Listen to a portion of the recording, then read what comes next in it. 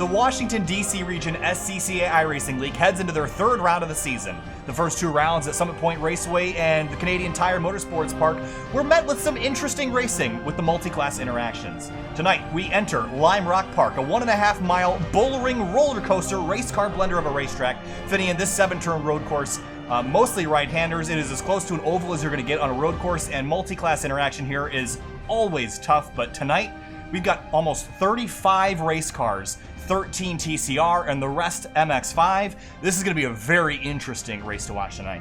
Yeah, it really is, especially with some really good talent in the field, and like you said, just a lot of cars, especially for Lime Rock's sake, again, with over 30 cars here, trying to fit them all on the track. Once it gets sprouted, it's going to be very entertaining, especially seeing the TCR cars work through traffic, because Lime Rock Park, not the best place to pass. There's not a whole lot of passing opportunities, and when you're trying to pass lap traffic, it makes things interesting to say the least. Yeah, let's take a look at our track guide for tonight's race. Again, 7-turn road course here in Connecticut, a 1.5-mile racetrack. Now, the front straightaway, this is really your only good passing opportunity at this racetrack. A long front straightaway, the start-finish line right in smack dab center. Down towards turn number 1, though, you're going to go down a couple of gears, and then it's a long right-hander that's kind of a double apex corner. Big, tall curbs on the inside of turn 2. Then you're going to carry over to turn number 3. That's a really tricky left-hander, kind of off-camber, into turn 4. That sets you up for the back straightaway. Then you head over to turn number 5, which is basically take your car and set it up Elon Musk-style rocket ship into space. You climb immediately up towards turn number 6, so you're going to get airborne there for just a second. Yeah, and you definitely are going to get airborne. If you're not getting airborne, you're taking the line wrong or not doing something right. And then heading up for turn 6, you can see a lot of guys have trouble with that corner and get into some trouble. And then you finally, after you make that turn, you go to a downhill section. You go flying down a hill and into a very fast sweeping right-hander. It doesn't really feel so much like a hill as it does more of a cliff. It's crazy down through turn number 7, and it's so important to be perfect going forward that apex, because if you miss it, you're going to go wide on the exit of 7 and drag your tires off at the exit. There's a very narrow curve that you can use to help yourself stay on course, but if you jump over that, you're going to lose a lot of speed and ruin your lap time. Yeah, and out of all my years in being on the iRacing service, I've seen many a car go flying off of that turn, and I think we're going to be no stranger to that tonight. So take a look. We're under qualifying right now. The drivers' meeting is currently underway, but take a look at the qualifying times right now. DJ Alessandrini in TCR this week, right at the top of the board where we're used to seeing him. Ken Halseal, but look who's third, Finian. Up to this year, a Honda TCR driver from the IMSA Michelin Pilot Challenge. Finished third in points this year after a grueling season plagued with mechanical failures, but got a couple victories and a bunch of podiums. And here he is in the virtual world, sitting third in qualifying. He's going to be pretty hard to beat tonight as well. Yeah, indeed he is, but he is only third in qualifying. He's going to have to beat DJ Alessandrini and Ken Halseal, who are both in the TCR car this week. And we seen after last week, they're both really fast in this car. And I know from experience too that they're really fast in this car. And seeing those three up in the front, I think it's going to be a very interesting show for the lead. And of course, Paul Darling in the number 155 is in the Miata again this week. And last week wasn't a whole lot of competition in race 2. He was basically able to drive away from everybody. But this week, things are a little bit different. The 04 of Christopher Lapras is back in business this time around in the MX-5 category this week. And Lapras right now is only 33 thousandths off of Paul Darling. William Teller in the 24 is only a 10th back. Elias Roman is here as well. He's been extremely successful in this class before in this series. So the MX-5 field is just as strong as TCR, but going back throughout the rest of the field, the TCR field is separated by 2.4 seconds. And looking at the times right now, all of the TCRs are faster than the MX-5s, but race pace is going to look a little bit different. Yeah, and honestly, even too, the slowest TCR to the fastest Mazda is not that big of a difference, only 0.6 of a second.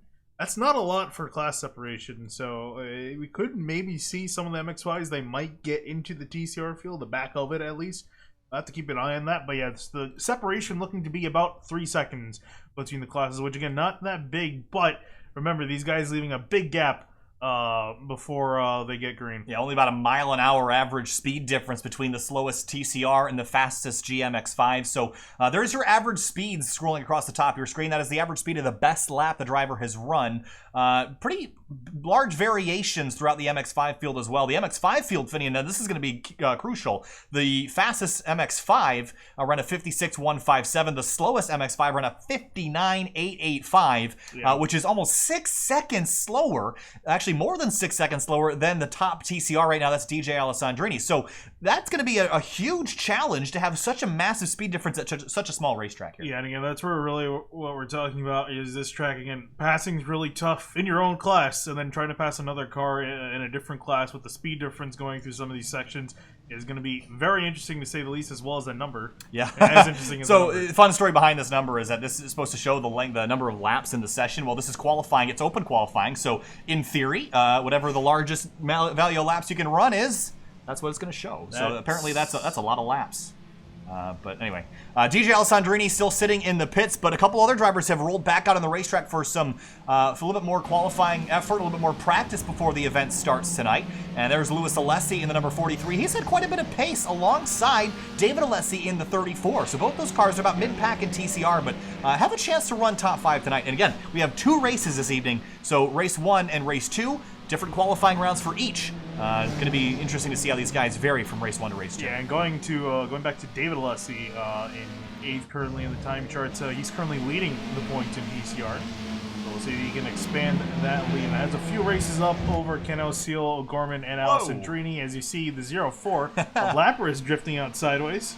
And there behind him is the number 15. That is Daniel Richardson. I had a lot of bad luck at Canadian Tire Motorsports Park last week. Was leading in race number 1. Ended up getting wrecked out. Well, spun out MX-5, forced him to go off track, and he ran wide just like that right there. Yeah, I was going to say another thing, too, with the TCRs. We've been talking about it week after week, but once these guys get off track, boy, is it hard to get back on. Oh, it's game over. And yeah, this is, again, one of those tracks where it's very similar, because the track is completely surrounded by grass. There's little to pretty much no runoff in some of these corners, so you got to be making sure and keeping that car on the pavement. You see a Mazda go flying over the hill. Yeah, so again, the other challenge about this racetrack is that there's no pavement runoff, and there's very narrow curves around here. So these TCRs, not only do they have trouble getting heat in the tires, but they also struggle to get grip once you start spinning the tires. So at the top of the hill, in turn 5, you're going to see a lot of TCRs struggle, not necessarily getting loose like we might see some MX-5s, but they're going to really heat up those tires, spinning those things every time they crest that hill. Getting really dicey. See Paul Darling pulling off to the side. Monaghan, whoa! And again, this class interaction is going to be such a challenge tonight, and we're going to see so much chaos down here, especially in the first sector. Yeah, and look how tight the track is, too. You can barely fit 2 cars side by side, and also the Audis are pretty big cars. So again, the other discussion, you see Christopher Lapros following these TCRs. He actually spins off into the grass behind him. The speed difference in the corners is almost non-existent at this racetrack. The corner speeds are not really high enough to require all the downforce that these TCR cars have, and the GMX-5s so much lighter that really the speed differences in the corners not very large. The only difference is really on the straightaways. Yeah, and really, especially down the front straightaway, even the back straightaway too. You can kind of argue there's going to be a bit of a speed difference. There's definitely going to be on the front straightaway, and I imagine that's where most of the TCR guys are going to take advantage of passing the slower traffic. This is going to be an exercise in frustration tonight and also patience. I think tonight, it doesn't matter how fast you are, it's going to matter how patient you are, but how quickly can you get through traffic without causing an incident, because you don't want to get yourself penalties heading into following weeks. So 37 seconds left in qualifying for people to start a lap, and there's a whole lot of cars. It's a busy place. Look from high above. You see there's 35 cars entered in this race tonight. It's going to be a crazy place on lap number 1. Now also, you mentioned the class separation, Finian. They're required to leave a little bit of a gap, but I would say they should probably close that up a little bit tonight, just so that the TCRs catch them a little slower. And there's Tom O'Gorman, the number 94. Again, runs this, or actually has experience in this car in the real world at most racetracks, including Watkins Glen, Road America, Road Atlanta. Actually was victorious in this vehicle at Road Atlanta in the Michelin Pilot Challenge, or what was then the Continental Challenge in 2018. So he's been victorious in this car before in the real world, and now jumps in the virtual one for tonight. Dave Fitzgerald, the number 91, jumping a curb in turn number 6, and is going to pull off to the side of the racetrack, just trying to figure out how to get heat in the tires. The rear tires, Finian, on the first couple laps, so tricky to get heat in. So what are some tips and tricks you can do to get these tires warmed up? Really, the best thing you can do under pacing is, accelerating and then braking hard. The swerving really doesn't do much for you.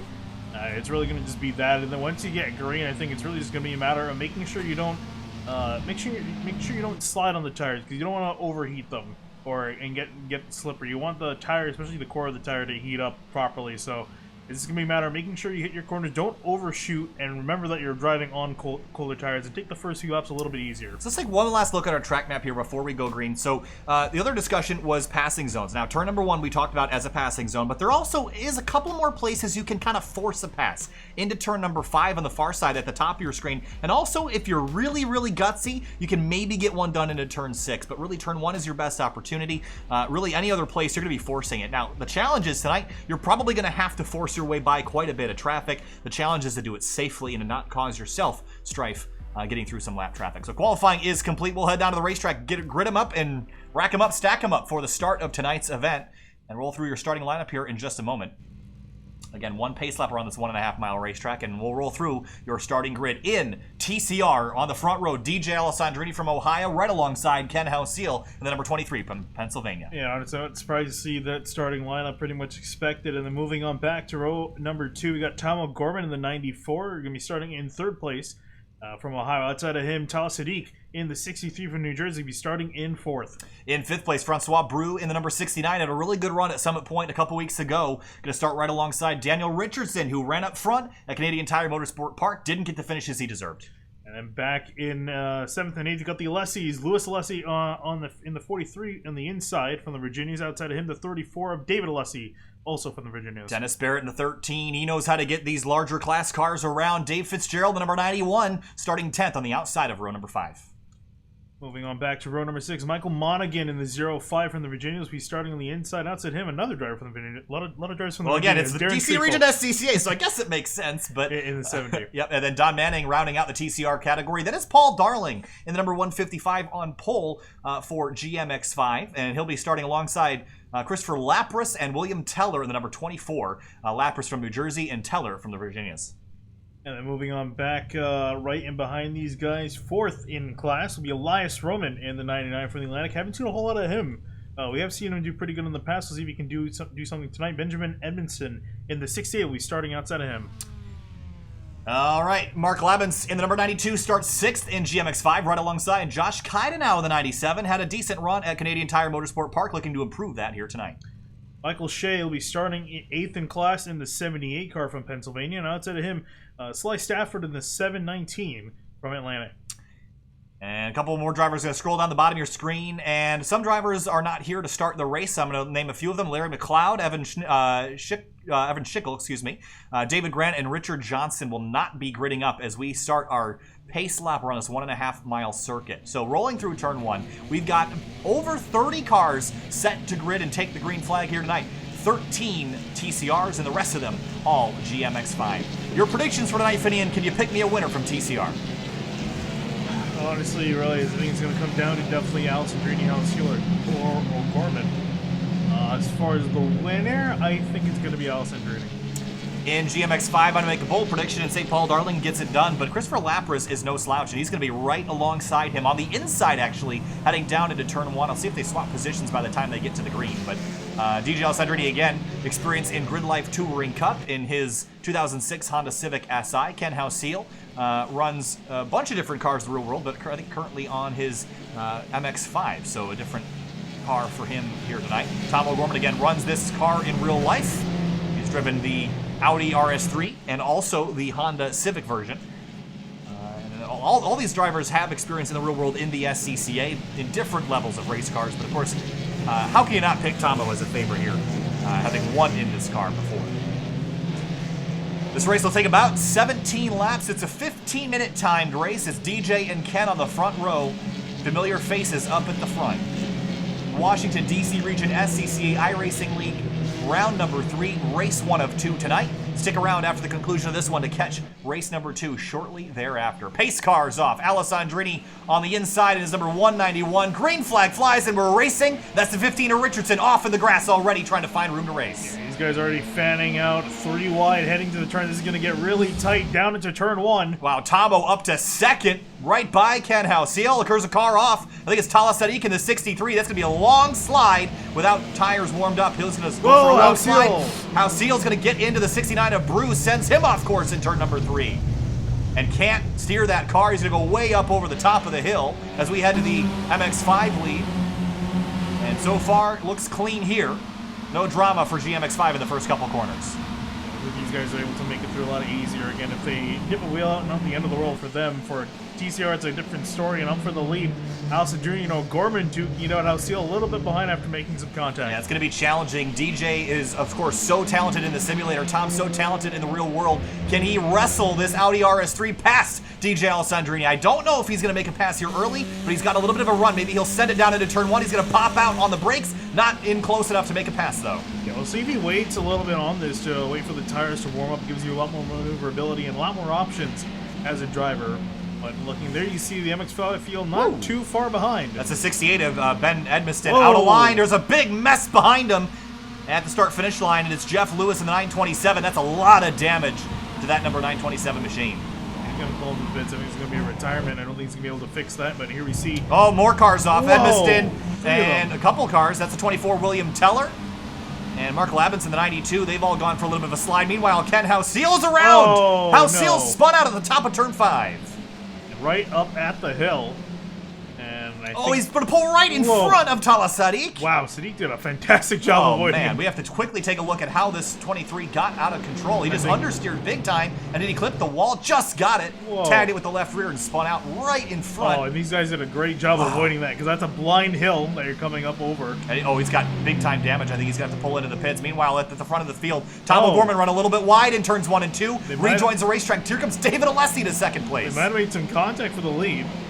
That's my guess. We'll have to see more contact. actually happens. You see Alessi go off the track, and there goes Richardson, almost gets him. What a move around the outside for Richardson, taking advantage of the struggles for Tom O'Gorman and David Alessi. And now Alessi's under attack from Dave Fitzgerald and that Shell-sponsored machine on the outside. He gets the job done for turn 5. A great move from Fitzgerald. There's absolute chaos in the TCR field.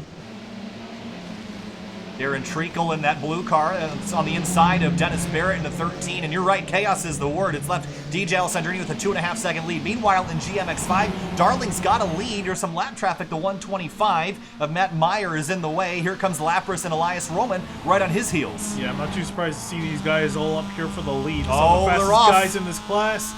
As Darling gets a little bit out wide, he might be trying to find a way around this lap car. And Elias Roman's going to take that hole and go for it. And Lapras tried to stick it up the inside and couldn't quite make the move. And now Roman and Lapras drag racing down the front straight. Yeah, the only thing is they lost a lot of time to Darling, both getting themselves side by side. Contact, there they go. 0-4 spins down in turn number 1. And Roman with some big left side damage. They'll recover, but here comes Josh Kaida now in the 97, overtaking one and maybe both cars. Yeah, I think he's going to get past. He's going to definitely get past. Big mess behind him again. More cars off in the background. Charles Boley is one of them. Going off for another slide. Yeah, there's Ken Houseal back on the track, and he has just a bunch of traffic to work through. This is all for overall position. And so much traffic. There's the 36 of Sharuk Musakim. He's going to go around the outside on the back straight. Meanwhile, in TCR, David Alessi, Dave Fitzgerald trading spots once again. Louis Alessi tracking him down from behind. Getting up in the front is a 3-second gap between Alessandrini and O'Gorman. And Alessandrini just trying to stretch this gap. There is the visual difference. He's just put down Jeff Lewis a lap. And in second place, Tom O'Gorman right there in that green number 94. Then it's a great battle for fourth place. David Alessi, Fitzgerald, and Louis Alessi all nose to tail. And Don Manning and Tala Sadiq running nose to tail into turn 5. Yeah, Sadiq trying to recover from what happened to him in the first few laps. Made up a lot of time to these guys. You see him almost taking the chicane, trying to give some room. Has to tuck back in line. In GMX5, leader Paul Darling has a 3.5-second lead after Elias Roman and Lapras' contact down in turn number 1. And here comes Dave Fitzgerald. Take a look, maybe a little bit defensive on Alessi down into turn 1. He's gonna keep the spot for now.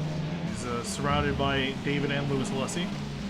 Sadiq got around Don Manning, puts himself up into 10th. In GMX5, there's Sly Stafford and Lapras in the 0-4. Look at the run, Lapras. Scott, he's going to pop out to the right on the front straight. 719 moves over just a little bit, but Lapras should easily have this down into the first corner. Yeah, definitely looking like that damage is not affecting the 0-4, which is a concern, but he's all good for now. And Kaida now and Elias Roman fighting for a second. How much of this damage on Roman going to affect him? That's a lot of damage. Could be affecting that suspension, especially the steering in this MX-5. Actually, let's see if we can take a look on board with the 99. Looks okay to me. Yeah, I think he's all right. So He's going to continue on, but however, it looks like Kaidenau is going to be the faster of the two for now. But meanwhile, like 4.4 seconds up the road. And I think Roman's a little bit quicker, actually, and he's just got to get around this 97. And again, you can be a lot faster than somebody and struggle to pass them. And I think what Roman's going to try to do is back up turn 7 here, try to get a run on corner exit, tuck right in neatly against the curb, and it's just too far back to get a run. This is the frustrating thing about Lime Rock, Finian. You have to be right on someone's bumper or get turn 7 a lot better than them to have a run down into the first corner. We got Dave Fitzgerald moving through some lap traffic already. It's the 927 once again of Jeff Lewis, and Louis Alessi's going to follow him through. Yeah, these guys just kind of catching some stragglers in the MX-5 field. They haven't really caught the bulk of it yet. It's battle for 8th in class, Michael Monaghan and Dennis Barrett. Midfield and GCRs remain pretty close together. They haven't really gotten separated out. And up front, it's all DJ Alessandrini, 4.4 seconds up the road. Monaghan taking a look to the inside of the lap down MX-5, takes a spot away. Back to second place in GMX-5, Kaidenau and Roman nose to tail. These guys sticking together, neither one getting out of each other's sights. And then you got Michael Shea and Christopher Laveris kind of rounding out second, third, fourth, and fifth. Oh, Roman's out a little bit wide. You got to be careful getting your car back on course, because if you do it too abruptly, you can find yourself spun into the barrier. Meanwhile, that's for Thomas Lee slow out of turn 6.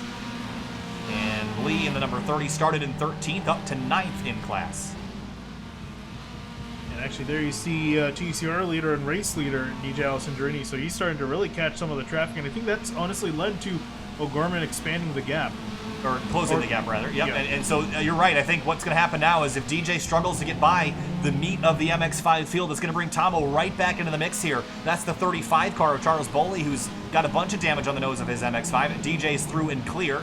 Now Tomo has a little bit of clean racetrack for a little while to play around, but DJ's going to have a busy time here in just a moment.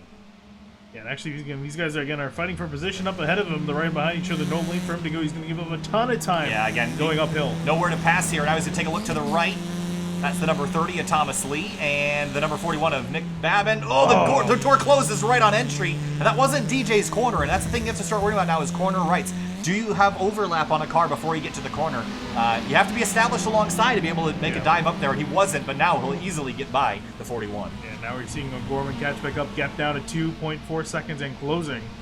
They made a second and a half that last lap alone just through the traffic. And we'll see if O'Gorman can get through the traffic better. Speaking of traffic, here's a lot of it. Oh my goodness. That's David Alessi in the 34 getting by, then Daniel Richardson trying to follow through. Dave Fitzgerald and Louis Alessi. Darren Treacle getting by. Couple slower MX-5s. Paul Darling is now about 5 seconds up the road from second place Elias Roman. For fourth place rather in class, this is a battle 78 and 04 nose to tail. These guys all stuck together. The leader's closing in on them, however, and eventually as you see the 04 trying to make a pass on Michael Shea, who's been having a really good run in fourth. Sharuk Mustakim slow.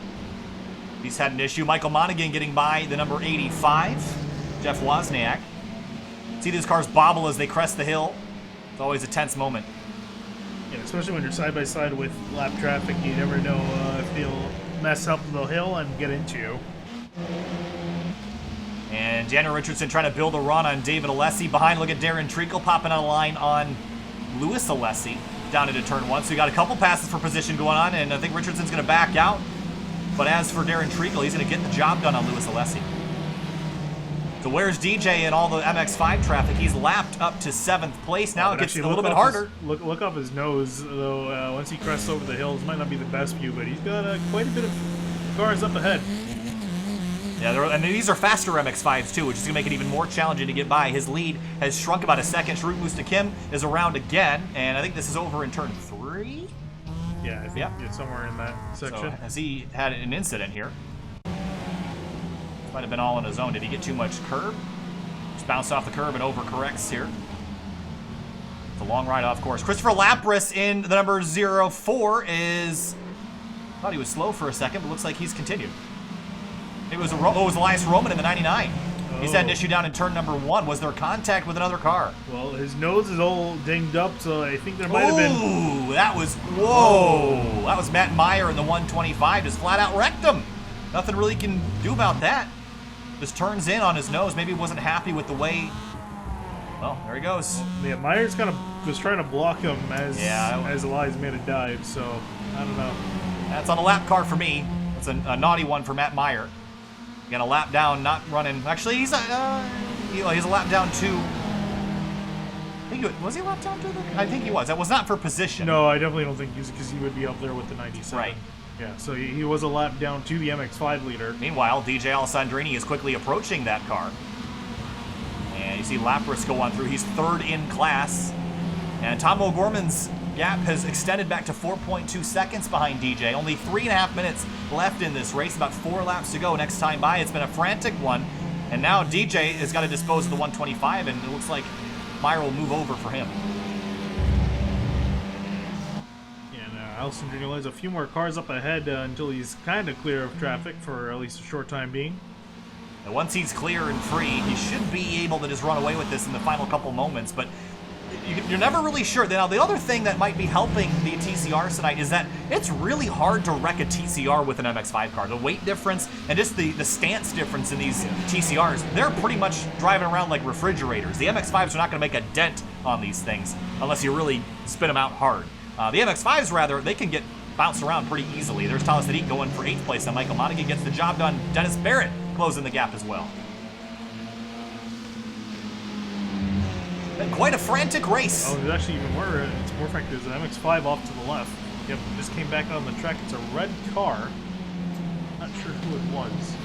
It was up the road a little farther, I believe, was it not? No, it was way in the background. Oh, was it? Yeah. Well, don't know who that was, but got a little dramatic Whoa. there. Oh, there's leader Paul Speaking Darling dramatic. off a little bit.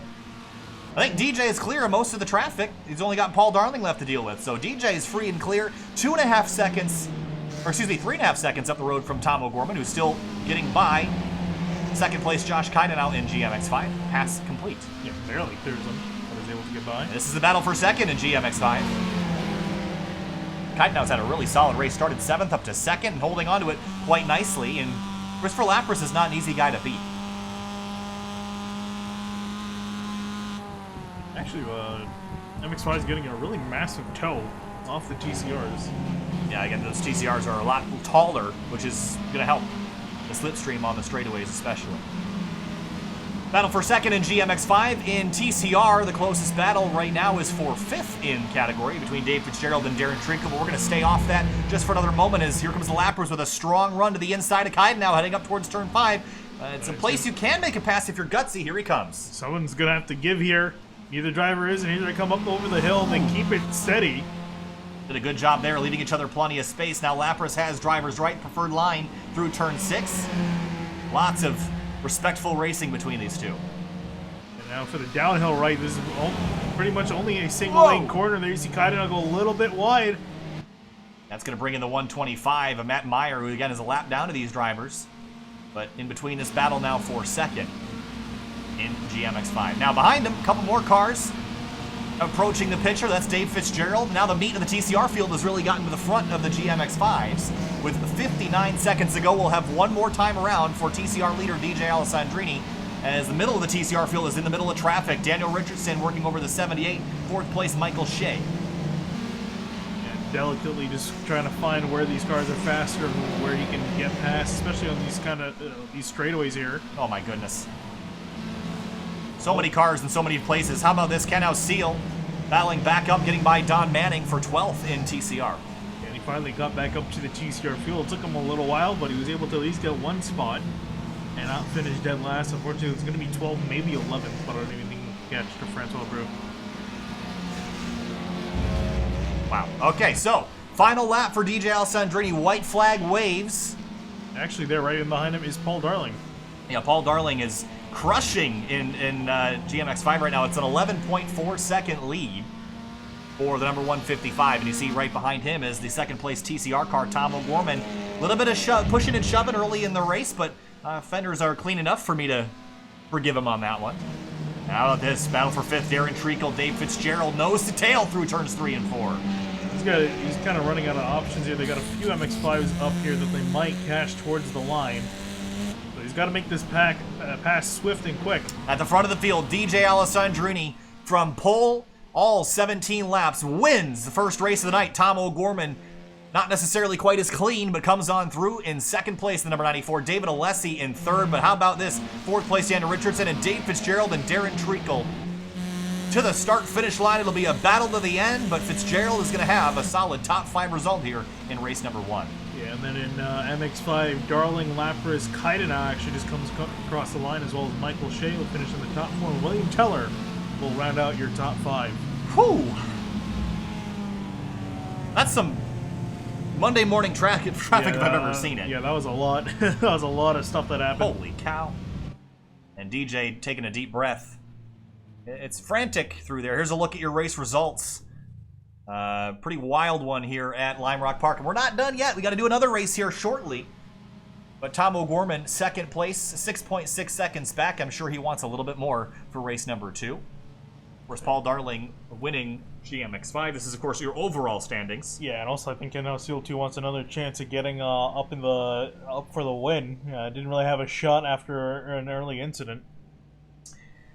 So in terms of the GMX5 field, I think most of the drivers that we expected to finish towards the front did, although William Teller and Elias Roman, their incident that they had separately, that put them back in 5th and 6th.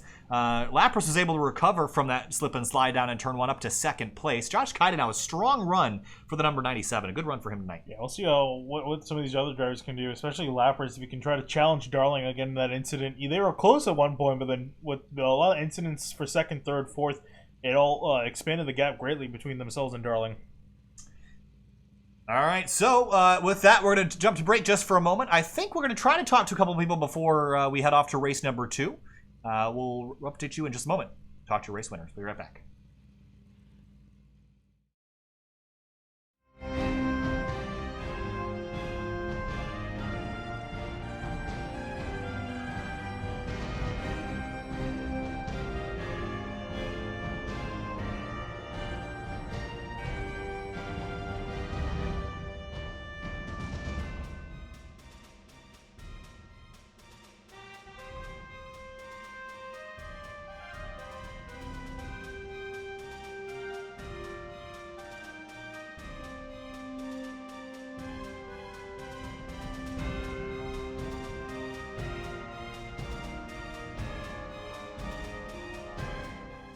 Quick update here on the interviews. The next server opens up here in just about 2 minutes, and because it's so crazy and such a race car blender around here, we're not going to interview your race 1 winners until after race number 2, just so that they can attempt to get a clean lap in before qualifying ends. It's so frantic out there, we want to let them focus on the racing. So we'll be back in about 5 to 10 minutes for the start of race number 2 to finish up qualifying. We'll be back. Stay with us.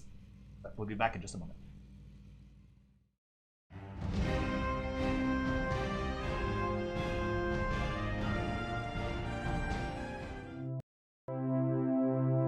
To most, driving is just a mundane task between point A and point B. Nothing more. It's the frustration of traffic at 8 a.m. The feeling of sickness on a long ride. The car? Just a tool. It's supposed to be practical, reliable, and fast. But the speed is really the reason cars exist. Born out of a necessity to make that A to B trip just a little bit faster. Some have a deeper connection with cars, found somewhere in the bond of man and machine, a desire to be part of something bigger than yourself. It's the extension of mind and body to something more exciting than just another appliance. And these people never cared about practicality or reliability. To them, the only thing that matters is speed. We're born with a competitive nature, part of a biological necessity that is not yet worn off with time. People have raced for thousands of years, and that competition has transcended history and found its way to the industrial age. Railroads raced to build across the country, replacing the horses whose strength is still used as a benchmark for power today. And as personal vehicles became popular, the railroads died off.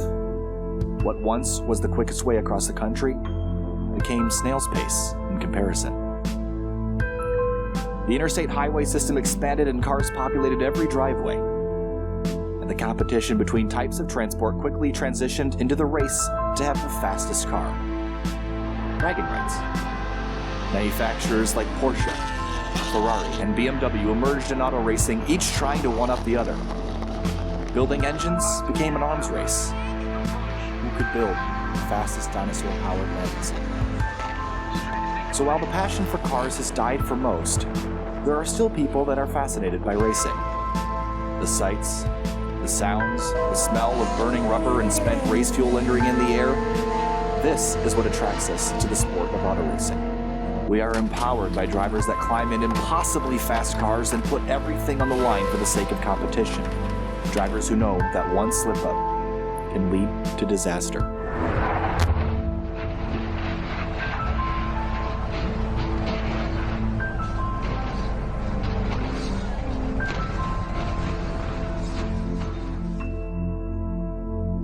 And for the longest time, wishing to be a race car driver was just a childhood dream. All we could ever be was a spectator. Opportunities? Limited and expensive. Reserved only for the who's who of the racing world.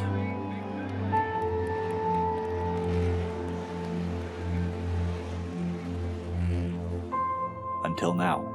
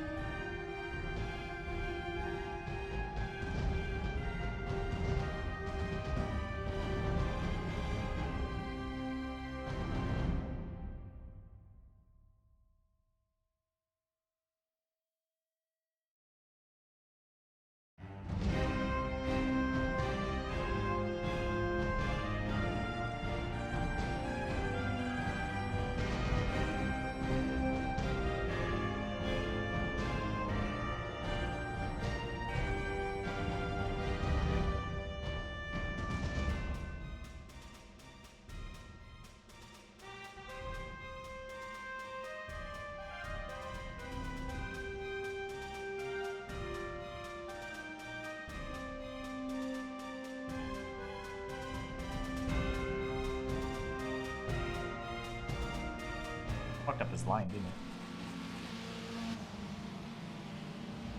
Let's go run. Whoa! Holy fuck. And Hey, he's dead.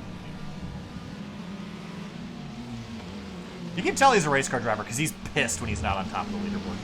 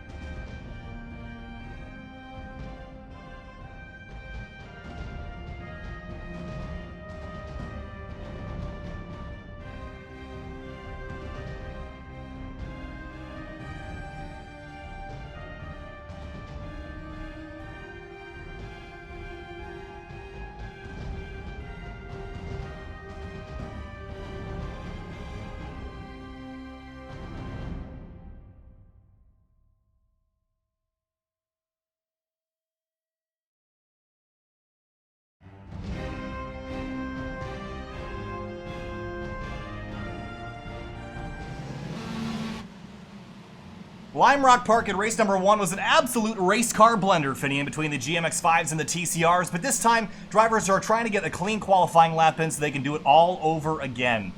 Race 1 was chaotic, it was messy at the front of the field in both TCR and GMX-5, but both drivers that won the class, DJ Alessandrini and Paul Darling, not really a surprise to anybody.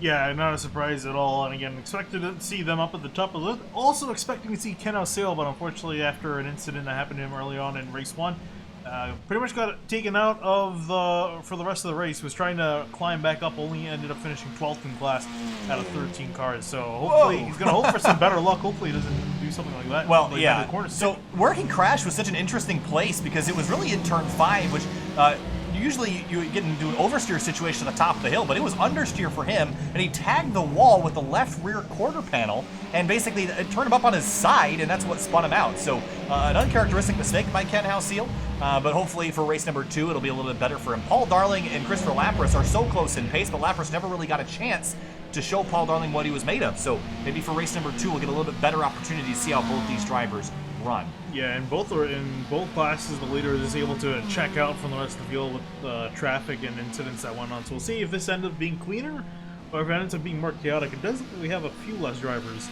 on the grid in both classes. Yeah, we're down a couple, about 3 or 4 cars, I believe. There's Josh Kaidenau, who's finished on the podium in race number 1 in GMX-5. This is a guy that really surprised me in race 1. He ran at such a clean race, didn't have any issues, ran very close and fair battle for second with Christopher Lapras. Very impressed with the performance of this driver, and looking forward to see what he can do in race number 2. Yeah, especially we'll see if he can improve his position in qualifying.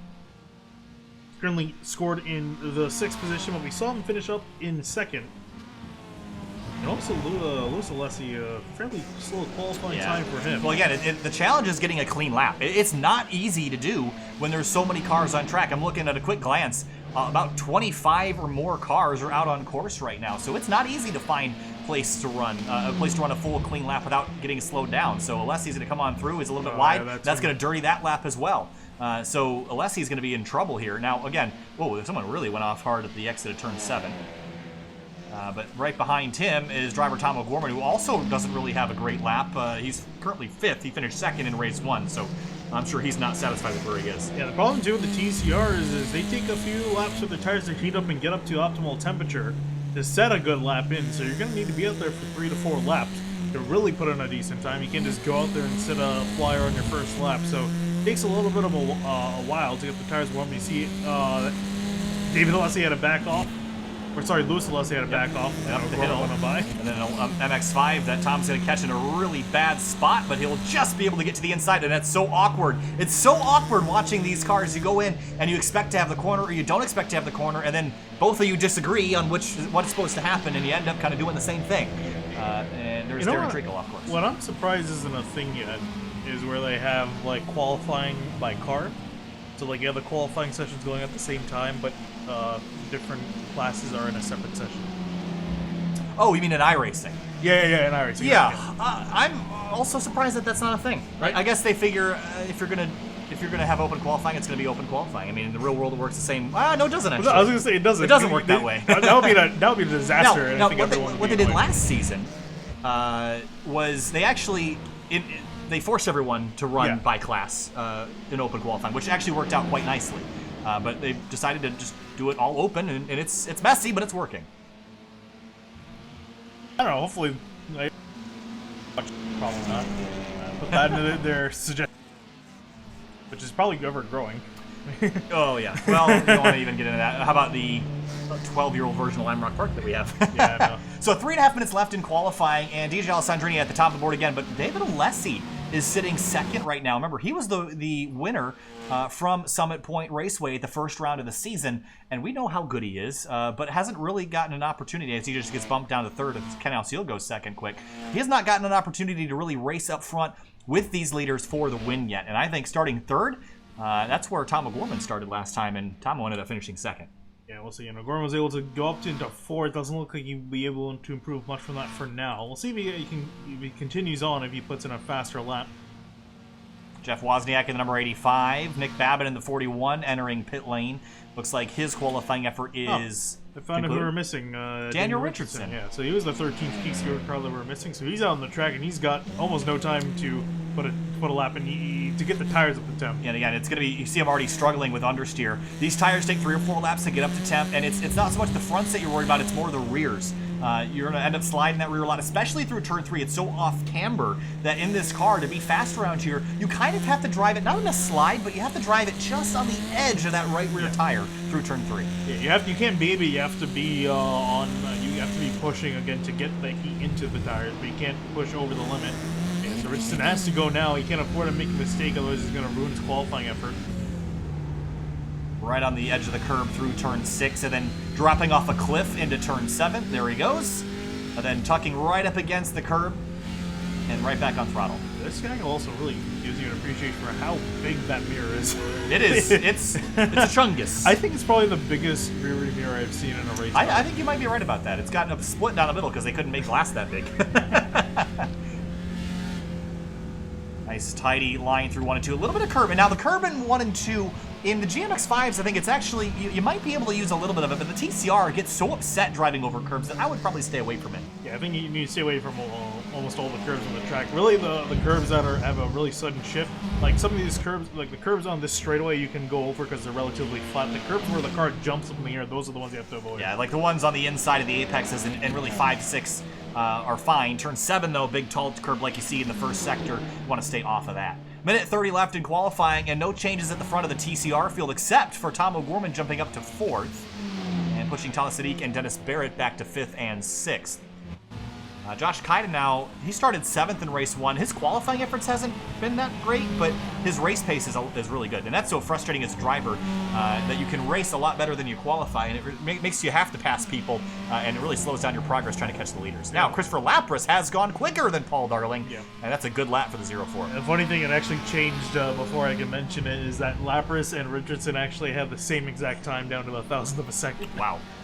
He unfortunately put a faster time down, and he's currently up in 11th. Michael Shea in the number 78 is a competitor from seasons past right now in 9th in category. Yeah, he ran really well in the last races. So we'll see if he can try to improve on his qualifying effort here. He's got very little time remaining. In fact, this will be the last lap he can put down. But all the time's really close, so any little bit that he can gain will help him. You see, look at that, 4 wheels in the air. We gotta watch that in slow motion. That's what's happening now. 4 wheels in the air as they crest the hill. And here's a look. So this is entering turn number 5. And you're gonna climb the hill and watch this. And this is what has the TCR car scrambling for grip on the opening laps. It's gonna be 4 tires. Look at this, front. And does the rear get off? Oh, maybe, yes they do. 4-wheel in the air, takeoff cleared for the number 78 of Michael Shea. Wow. Yeah, and that was a really clean landing as well. He wasn't even upset at all. It looked like he was planted the entire time. Yeah, it's easy to get that car squirrely at the top of the hill. But your qualifying order on the left-hand side of the screen, drivers that started the lap can finish one. Mark Labens in the number 92, he ended up getting wrecked out early in race 1, and he's been pretty quick tonight, so maybe if he can just finish the race, he'll be inside the top 5. 57 seconds left, a couple more drivers. How about Alan Claffey? We haven't seen him in a little while. Joining back in, currently 16th on the board. He'll have to start from the rear tonight, but has an opportunity to gain some spots and learn a lot tonight. Yeah, I'm also curious to see if Richardson just comes across the line, and he's going to move up into 9th. So it's going to be a little bit of a tall order, but we saw the 15 has a pretty good race pace to deal with. Again, your slowest TCR car is the one we're looking at right now, Don Manning in the number 6. His best time is a 55.573, which is about 9/10 of a second quicker than Christopher Lapras in the Global MX-5. Darling goes quicker and is going to sit on pole for tonight's GMX-5 category for race number 2. DJ Alessandrini, Paul Darling, your race 1 winners and your race 2 pole sitters. From the end of one race to the beginning of another, it's hard to keep them out of the lead anywhere. And we'll grid them up, rack them, and stack them for race number 2. Whew, deep breath. Yeah, it's about to get crazy. It is going to get crazy. We're going to go crazy for even longer this time with 20 minutes on the clock instead of 15. Now, do you think that's going to make people a little bit less greedy, or do you think it's going to matter at all? I think it's going to be pretty much more of the same. I don't really think it's going to affect anything, again, except just prolonging the race. I think drivers' attitudes are going to be pretty much identical to what we saw in the first race. Another look at your track map again tonight. 7 corners around Lime Rock Park. Turn number 1 and 2 is really all one continuous corner. You break it up into 2 apexes, though, on the entry to turn 1, and then there's a curb on the inside of turn number 2 that you can actually kind of see there that you want to apex perfectly before you head off to turn 3. Yeah, then you head to turn 3, the only left-hander on the entire track, which is kind of a weird thing that you don't realize until you actually look at the rest of the track. There's a little bit of a left-hander on the straightaway, but I don't really count that. Yeah, it's not counted as a corner for LRP. Now, turn number 4, right-hander, very important. Highly banked, gets you set up for a long straightaway into turn number 5. Up the hill, it feels like a roller coaster. You crest it, you get 4 wheels off the ground like we saw the 78 of Michael Shea do. Then over to turn number 6. That's another right-hander. That's pretty flat through here. Then turn number 7, you drop off the face of the planet, and you go down a couple story drop into turn 7. Yeah, we saw that be a bit of a trouble spot, especially for the MX-5s, which is not too terribly surprising because those cars are really on a lot of load on their tires coming through that corner. So if you just get a little bit of a slip up and a little bit off track, you can see some guys going around. So TCR cars seem to be fine through there. If anything, they had trouble working through traffic through that corner. So while we're waiting for the field to roll off, we're going to roll your starting lineup. We're not going to talk you through it this time. We'll just let that roll along the bottom of your screen. 13 TCR machines, and all the rest of about 30 cars strong we are tonight are the Global MX-5 Cup cars. Now, this class separation at Summit Point was bigger. At Mossport is even bigger. This is probably the smallest class speed difference we've had all season long, and I think from here on out it'll get easier. We had some bigger racetracks. I think the next round is actually a GT3 race at Road America, so the class separation there will be between GT3 and the Porsche 911 Cup car, which will be another interesting class combination. Yeah, indeed. So next we go to Road America, and then after that, so 2 weeks from now, we'll be heading to VIR back with these cars. Virginia International Raceway. There was a period last year that I think every series that ran road went to VIR within a span of about a week. Yeah, there was a lot of VR, and that's really where we're going to see, I think, quite a bit of class separation. A fairly long lap around there, and also a lot of straightaways where the TCRs can really use their top-end speed to their advantage. And they can stretch their legs a little bit. Now, interestingly, a couple TCRs are kind of bringing up the tail of the field here. And they're behind the MX-5s. Now, I imagine... No, they're not. The MX-5s are just waiting. I was going to say, I really hope they get rid of this by class. I was going to say, I could have sworn that the MX-5s were in front of them, and I said, that's not a great idea. Yeah. We did see all the MX-5 field get lapped in race 1. You know what? That gives me an idea for a Max Vance race. Oh, no. Start them inverted. Do F1 cars in the Solstice and then start them grid inverted at first. I'm surprised they haven't done that yet. Oh, there's an idea for Reese if he wants to take it. I just wish those races weren't at ungodly hours. I know, of the day. I want to run I know them, he's but Australian, but like, really? they're at 4 in the morning, which is too late for me to stay up and then too early for me to wake up. I know, I'm not waking up at that. So, really bad time. All right, heading down the hill, 20 minutes at Lime Rock Park, the race car blender. 7 corners around here, and even though the lap's only 55 seconds, it's going to sound like an hour when you're behind the wheel trying to get through traffic. It's going to be DJ Alessandrini and Ken Houseel on pole in TCR. 20 minutes, green flag flies, and we're racing at LRP for race 2 of round 3. Slightly more reasonable start here, not as chaotic as we saw in the first race down into turn 1. It's going to be Alessandrini, O'Gorman, and Houseel almost make contact. Some pushing and shoving in the background. Daniel Richardson got into, I think it was might have been Dave Fitzgerald. Car off, that is Louis Alessi in the 43. Again, you do not want to go off course here. As we head to the GMX5 leaders, they're scrambled down to turn 1. Similar to what we saw in the first race, Darling leading them down, Lapras in second place. The rest of the field working their way on through. And so far, pretty drama-free in both classes. Second place, Tom O'Gorman. Wow. 4th to 2nd. And he's going to get by Ken Houseel and Tala Sadiq. Maybe Ken was a little bit conservative through turn 5. Didn't want to make the same mistake he made in race number 1. Yeah, well, unfortunately, all these guys have lost time to Alessandrini. You can see him start to stretch his legs out. He's going to an early lead and everyone else in behind. So O'Gorman's going to have to try to chase him back down. Wasn't able to do so in the first race. Yeah, Houseel was a little bit defensive for a moment on Sadiq, but Sadiq goes up the inside. Late move. Was there contact? Yes, there was. And Houseel goes sailing off course into turn 1, and the bad luck continues for the 23. And he goes back to the field yet again. Not going to be as severe. Doesn't have damage this time, but it's going to drop down the order back into 13th. Meanwhile, in MX5, Paul Darling's got the lead. There's some battling in the midfield. Thomas Lee in the 22, Benjamin Edmiston in the number 68 on the inside. He's got drivers right in the preferred line, door to door as they go through 1 and 2. This is a really tricky corner here. You gotta watch where the other driver is, and it looks like Benjamin's gonna make the pass. Not clear just yet. Boy. Lee almost gets into him. Jeff Lewis had a struggle in race 1, got turned around in turn 7. He has recovered and started his night in 14th here this evening. Now, DJ Alessandrini, 9/10 of a second in front of Tom O'Gorman. Can Tomo run him down now? In the background, there's Dave Fitzgerald popping out of line on Dennis Barrett. Michael Monaghan's got a great view from 7th in class. He didn't really do a whole lot in race number 1. Ran a very quiet race in the middle of the field, and he's trying to make a pass on Dennis Barrett. You can see everyone sliding around. Still no heat in the tires for these cars. Yeah, the rear tires at least. Front tires are probably heated up. You can see the rear is just sliding around through some of these corners. Look at that. Barrett, Full 4-tire drift for the 16, and Monaghan's going to set him up and blow right by him. Contact there as they enter the back straight. That killed his run down, dude. He's got to sit behind. No way he's going to make a pass up the hill. Oh, Richardson almost gets into Monaghan, though. Heading up the hill now, a little bit of a bobble there for Monaghan mid-corner. And jumping. I love hearing the cars on the limiter. They sound so cool. These are some of the coolest sounding cars in the sim, I can tell you. Now, for the lead, Christopher Lapras is only 4/10 of a second behind Paul Darling, and now has a chance to run him down. Yeah, it's exactly what we saw in the first race with Darling, Lapras, and Roman. Roman and Lapras make contact. And look who's coming. Josh Kaiden now, the 97, podium in race 1. Started in 8th in category, up to 4th, but he's going to get crossed over by Stafford here as they work through turns 6 and 7. No, actually he's able to keep it going. Behind him, though, you see a move by the 92 of Mark Labance. I think it's Labance. We'll get corrected. Yeah, I'll go with Labance. In the 92, he's trying to make a move, but couldn't get it done. Now he's under attack from William Teller behind. Yeah, Don Manning is off course down in turns 1 and 2. We've also seen Jeff Wozniak. He's had an issue. Let's go back and quickly take a look at what caused him to be off course. And this was actually, there was a crash in front of him. Trying to see, it was another red car. I think it might have been Matt Meyer. Yes, it was. And Wozniak just couldn't get the car back straight again, so they collided on the back straight. It looks like they're out. Thomas Lee in the 22 sits 8th right now in class, but let's jump. Sly Stafford in the 719 MX5 has also had an issue.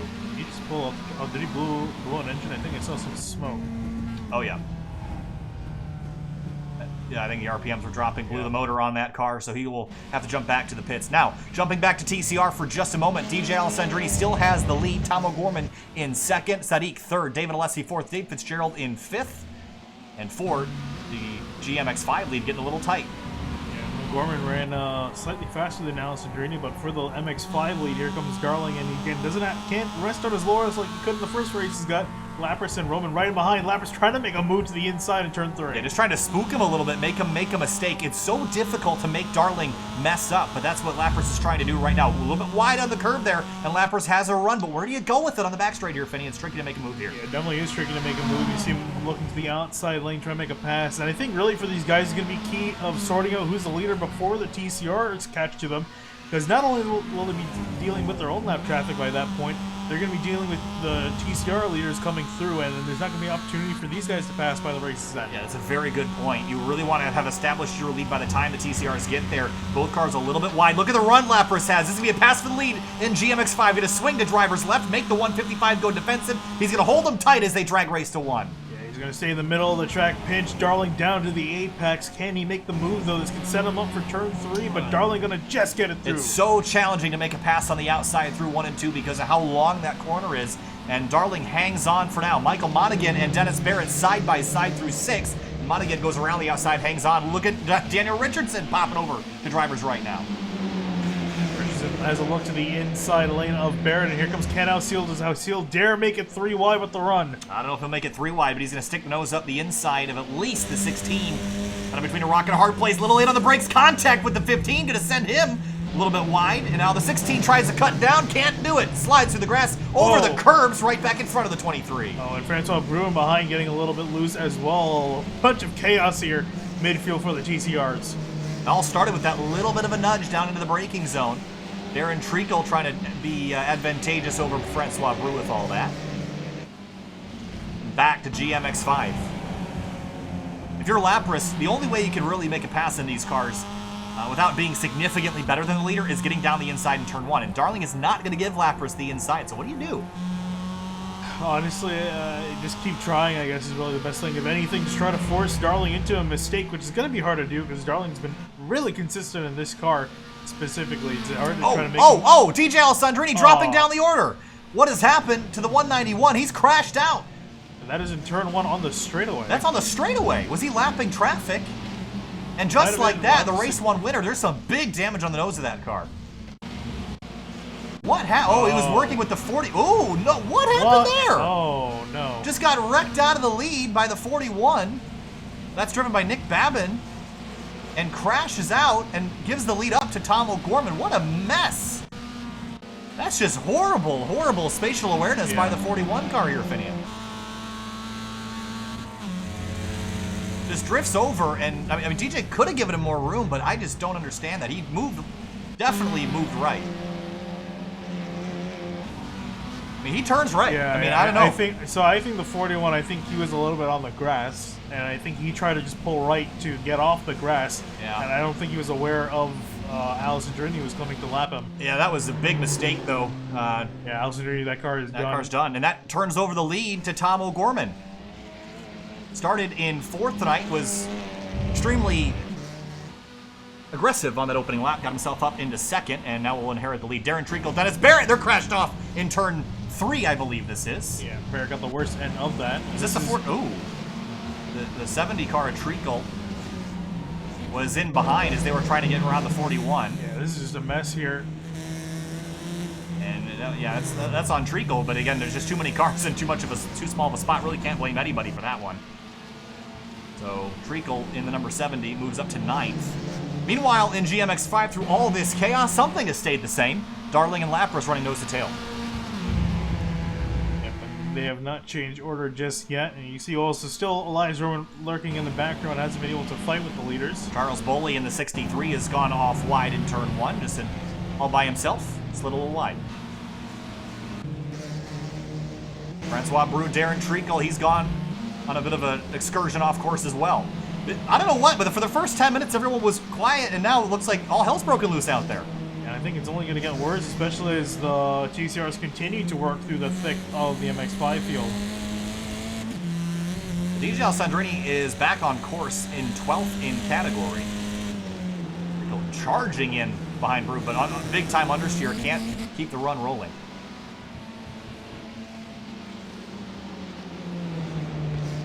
Tala Sadiq inherited 2nd place, and look where he started tonight, finishing in 5th in class. David Alessi in the 34, riding in behind him. Dave Fitzgerald in 4th. Ken Hausil, after his issue again, rebounded to 5th. He just needs a clean race to have a good run. That's all he needs. Yeah, really, and we'll see if he can catch up to Fitzgerald and Alessi. I think he should be able to catch up and pass those guys, but only time will tell. Alessandrini working his way back through some traffic. He's gotten that car repaired. Yeah, he's 1 lap down to leader Tom O'Gorman right ahead of him. Thomas Lee runs a little bit wide in turn 5, trying to leave the 191 some space, and now he's under attack from Benjamin Edmiston. This is for 6th in class. Edmiston a little bit loose, and that's going to let Lee come right back up the inside in turn 7. Gonna have a look here, and this is going to be tough, and you see him back off. Yeah, the 68's going to run. Oh, no, he didn't run wide. Actually held on to that quite well. William Teller and Josh Kaida now for 4th place. And Kaida now, again, he's got some big damage on his front nose. Didn't see where he picked that up, but that's got to be hurting the performance at least a little bit. Yeah, definitely. So, and Teller 6 seconds behind Elias Roman, who's in 3rd. So Teller 4th, Kaida now 5th.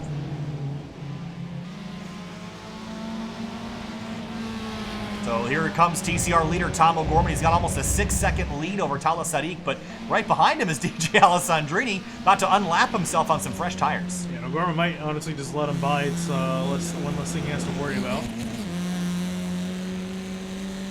He gets held up a little bit. See Tomo being very patient with these lappers, not wanting to get himself in a bad situation. Yeah, and he can afford to be patient. He's got a 5.8 second lead back to Tala Sadiq, so doesn't have to push the issue here. Speaking of Tala Sadiq, I'll go there in just a moment because he's battling with David Alessi for 3rd, but I want to watch these guys go by this group of MX-5s that both get by clean. Here's the battle for 2nd place on course. Sadiq in the green car, David Alessi in the orange and yellow. And right behind, Dave Fitzgerald sneaking down the inside of the 78 of Shea. Whoa, Shea almost comes across Ken O'Seal. That could have been disastrous there. And right behind Shea is the 22 of Thomas Lee, and this is a battle for position. With a dive to the inside in turn 3, immediately went for it. Fitzgerald left him in the gap and he took it. Took it and ran with it, and moved himself up into 4th, puts the 91 back to 5th. Amazing recovery drive for Ken O'Seal, and it's one of those things that makes you wonder, he didn't have that incident that happened to him early, he could have easily been up there. Yeah, and again, think about this now. I mean, he's definitely equal, if not faster than Tom O'Gorman, and Tom's leading this race because DJ got essentially wrecked out. Now, look at Tomo. He's got DJ all over his rear bumper here. Is there incentive for DJ to get by? Really, not really. I wouldn't think that I mean, he's faster, but is Tom going to let him by?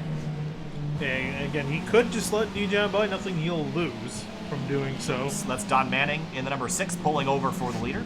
Yeah, and again, O'Gorman is under no obligation to let Alessandrini by, but Alessandrini's going to try to probably unlap himself. So we'll have to see here. Michael, wow, look at this battle here. There's a 78 of Shea again. Michael Monaghan in behind, and Daniel Richardson. He's had so much pace in this 15 car, but just not the luck to go with it. They should get a bit of a break here to go by the 78 on a straightaway. See them take advantage of the straightaway speed that they have over the MX-5s. Up and over the hill they go. Aaron Treacle out a little bit wide, going around the 22 in the background.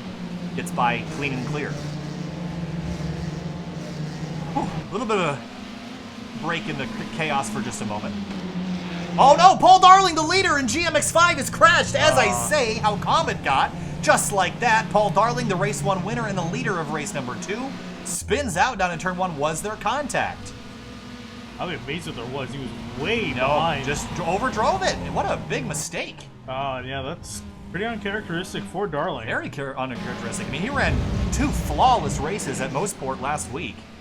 Yeah, won't be able to do the same. He was able to recover again. They had such a big lead, the 3 leaders, that he was able to recover and is still in 3rd, but he's definitely way too far behind for Roman and Lapras. Francois Brou and Darren Treacle side by side for 8th place in TCR.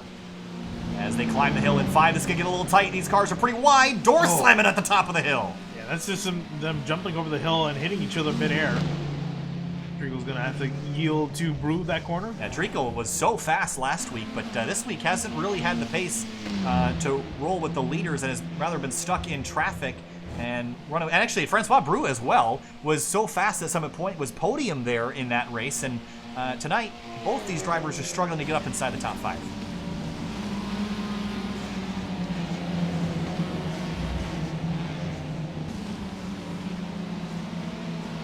Looking at Ken Alcilo's catching up to David Alessi for 3rd place. And it's about an 8/10 of a second, actually, 8/10 of a second difference last time. And I see up the road, Talas Sadiq still in 2nd place, but battle will be for 3rd here as they go around. Don Manning a little slow on exit at 6. Oh, this is going to hurt the 34. Oh, he stops right in the racing line in front of Ken Alcilo. And you see the 34 has gone off in turn 7. I think Manning was just trying to get out of the way, but he just stopped. Yeah. And it forced Alcilo to have to jump on the binders to miss him. Didn't really seem to slow his progress a whole lot, though. No, yeah, because Alessi went off the track, but pretty much the only cars he can really catch right ahead of him. And this is all a battle for 2nd. Tom O'Gorman has not really extended his lead. It's still 5 seconds, so anything can happen. We have under 5 minutes to go, though. I don't think really. I think for O'Gorman, he's not pushing at all. I think he's just kind of maintaining that gap and just focusing on working through traffic. There's no incentive to push. And, and you know, you think about what happened to DJ. You don't want to cut it close because we saw what happened when you do that. But Alcilo now continuing his track down on the rear wing. You can see him in the mirror, rainbow colors.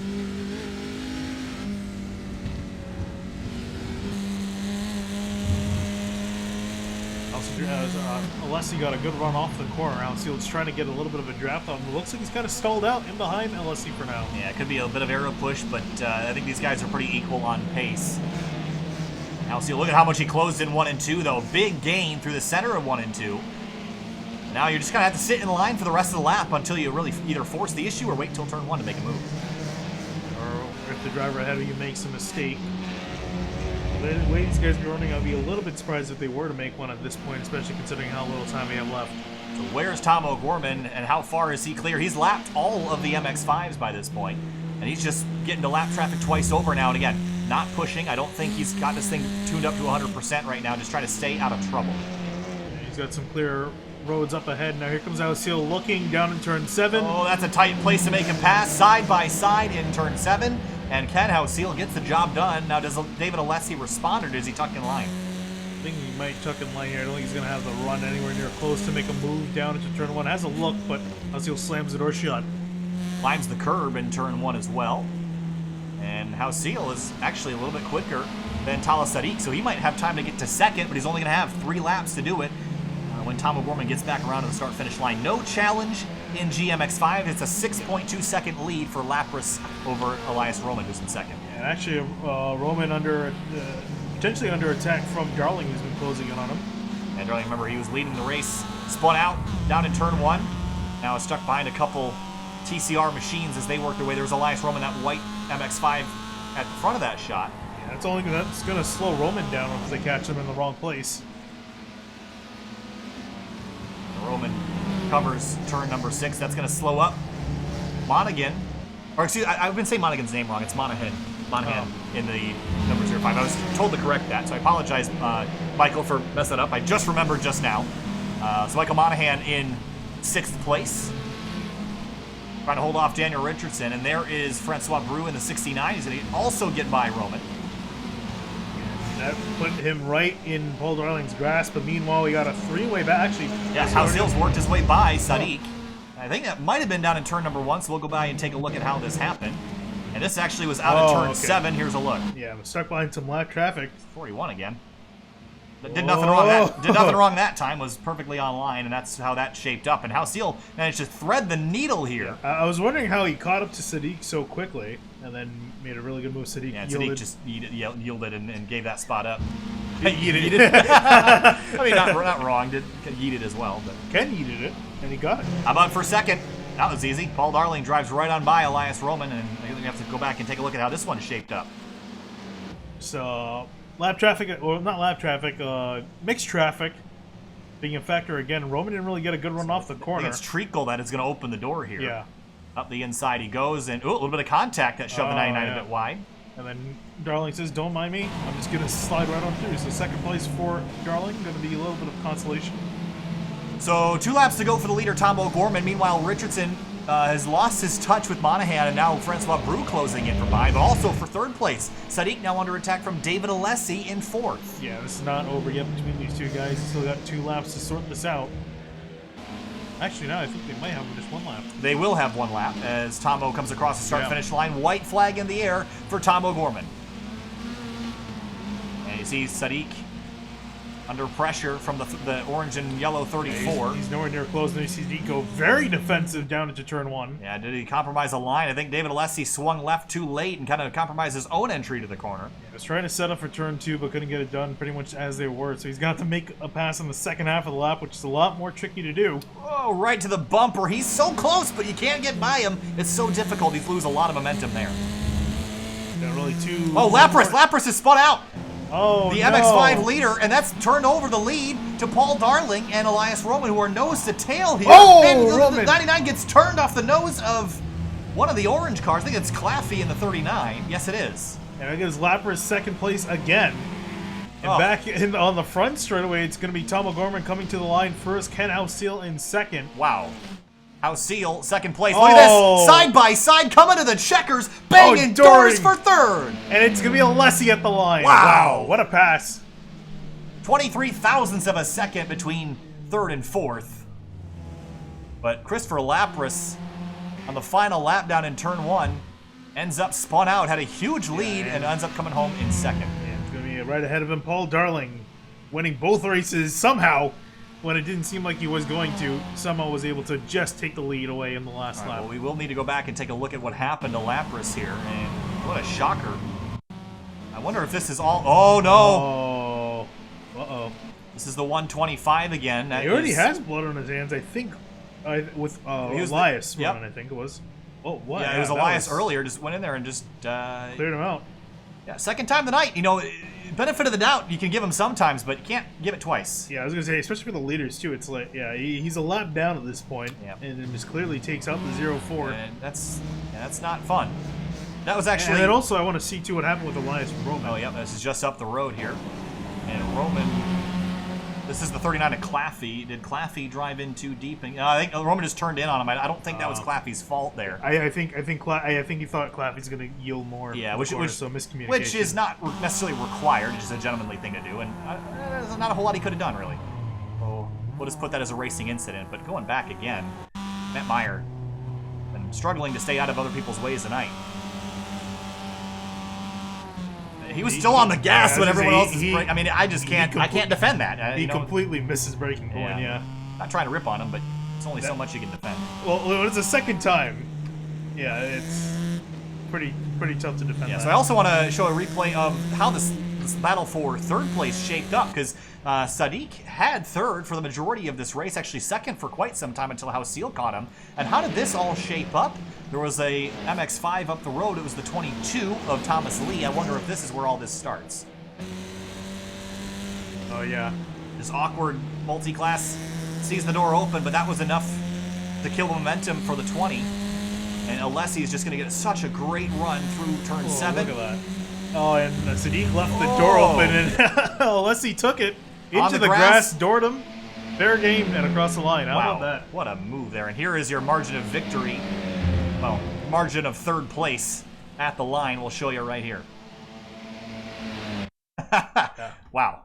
After 20 minutes of racing, that was the margin for third in TCR. Here's a look at your race results. Tom O'Gorman gets it done in TCR. House-Seal second. Alessi third by a nose. Paul Darling gets it done in GMX5 after his mistake. Lapras gets taken out on the final lap and drops him to second. Oh boy. Time to breathe yet? I think so. I don't know. I think some of these drivers, their heart rate is still going.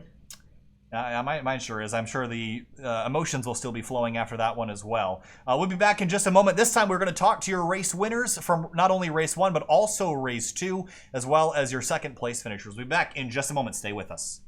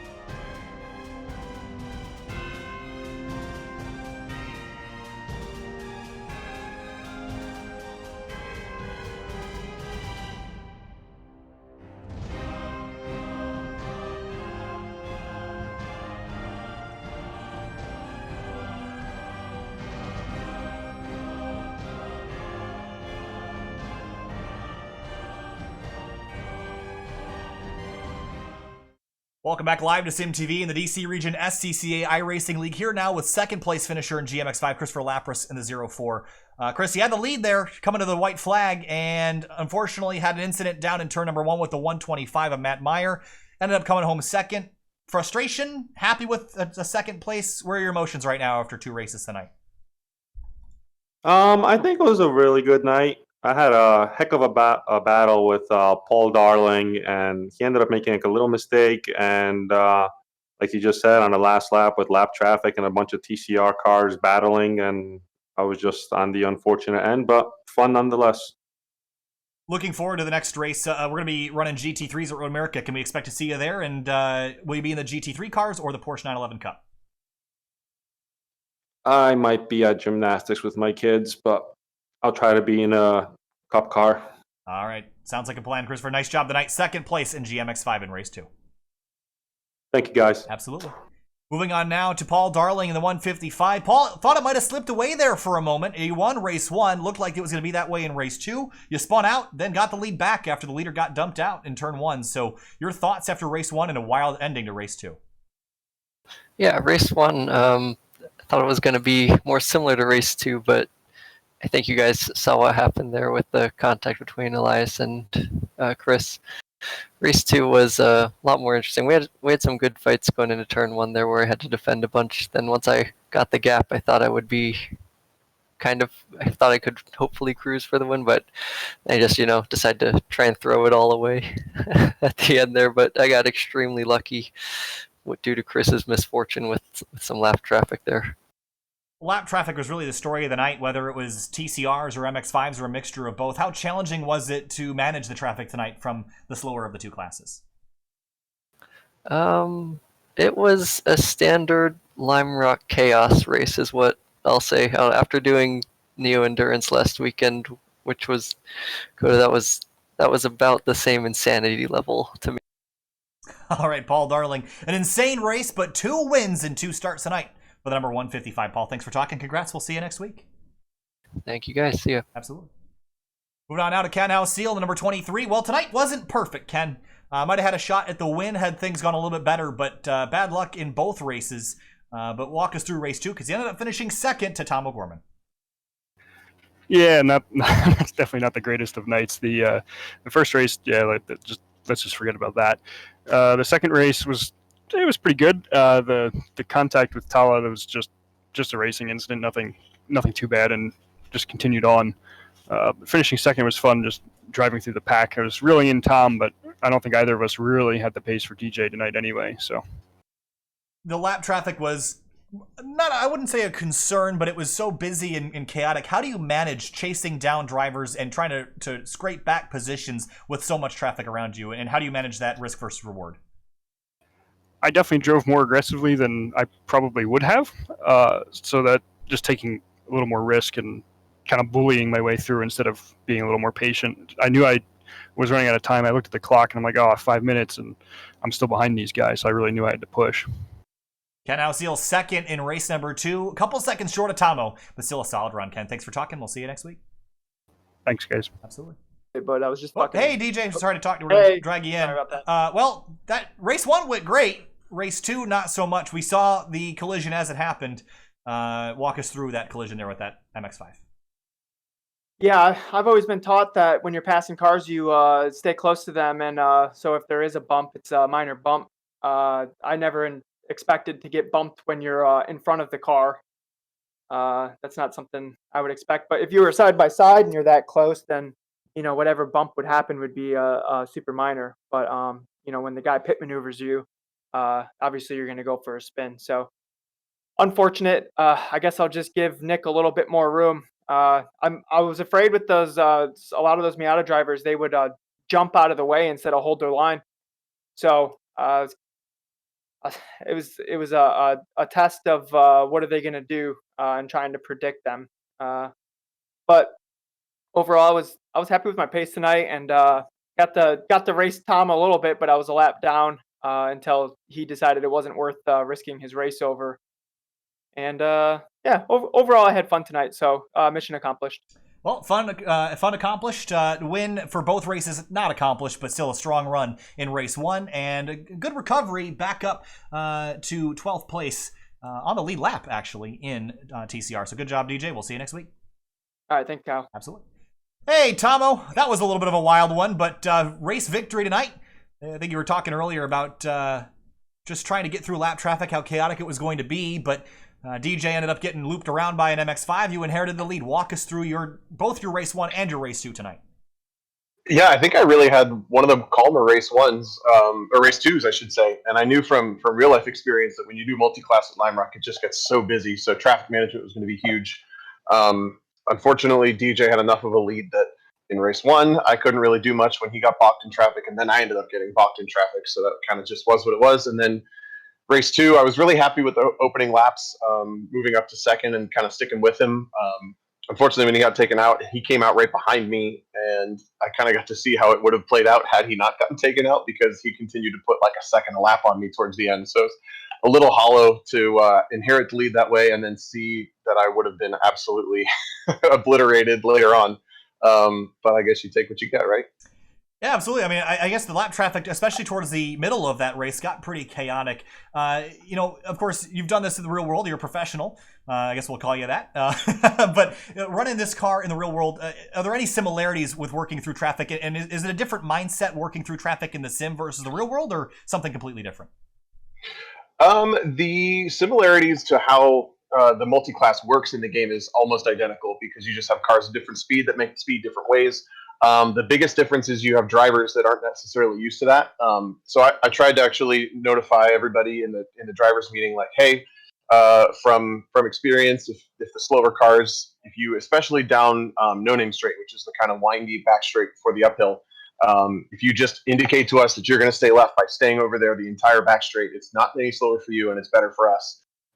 And I think most of them took it to heart, but not every time, especially in qualifying. But it worked out okay. It's, like for me, like I said, I had one of the calmer races, didn't have any problem with anybody. Just unfortunate that it did end up really affecting the race. 2 successful races for Tomo tonight. Finishes on the top step in race number 2. Tomo, thanks for talking. Hopefully we'll see you around here some more GT3s and Porsche Cup next week at Road America. Heck yeah, wouldn't miss it. All right, we'll see you later, Tomo. Thanks. All right, Finian. Wow. There was a lot to go through there, a lot to digest. Your thoughts after a wild and entertaining race 1 and race 2? Yeah, race 2 being, I think, a bit more chaotic. It looked like it was going to be a lot calmer than race 1 at the beginning, and then it devolved into madness in the last half of it. And I think there's quite a few drivers that are upset with quite a few other drivers. Yeah, and I think some of this, I mean, we saw DJ, he seemed like he was okay. I think really it's not anger so much as it's a necessity to teach. It's a learning experience. I mean, there's a couple drivers here that didn't necessarily do anything that was incredibly egregious. I'm talking about the 41 in particular, Nick Babin. He didn't, I mean, he kind of looped DJ, but again, it's something that you can learn from. And I think DJ understands that, and I think there won't be any bad blood going forward. I think DJ said it, though. I'll give that guy a little bit more room. That's not derogatory. He's just saying, I'm going to just leave him a little extra room so that we don't have that issue next time. So I thought all in all, the number of incidents tonight was remarkably small, considering how crazy this race was. So all things said and done, good job tonight by all these drivers. Now, next week, GT3 and Porsche Cup at Road America. A little bit of a change in pace, a non-points round, Finney, a little bit for fun. Your thoughts going into a little bit faster race, how do these guys transition at the highway of speed that Road America is? I think they should be able to transfer fairly well. I think also quite a few guys have some experience already with the Porsche 911. So we'll see how that. I'm also interested in seeing what the GT3 field's going to look like, because these guys have a wide variety of cars to go from. I imagine we're probably going to see a lot of Mercedes and probably a lot of Ferraris. I don't know about the Audi. The Audi, it seems like a lot of people like it, a lot of people don't like it. Well, but BOP is always ever changing, so it's a race to catch up with which one's the quickest in the straight line. All right, that's going to do it for us tonight. Tomorrow, Watkins Glen International home track for SimTV. The Fuel IndyCar Series heads to WGI. That'll be here at 9 o'clock p.m. Eastern Standard Time. Do not miss that one. It's going to be an incredibly close race. Then Saturday, the Outsider Racing League heads to Phoenix ISM Raceway. Then Sunday and Monday, we are off. I'll actually be on LSR TV on Sunday night calling some iRock action with the Corvette at Atlanta. So make sure you watch the iRacing Esports Network on Sunday night for that. Thank you so much for watching. Have a great night from Lime Rock Park It's Kyle Heyer alongside Finney Nakuna. We'll see you next week.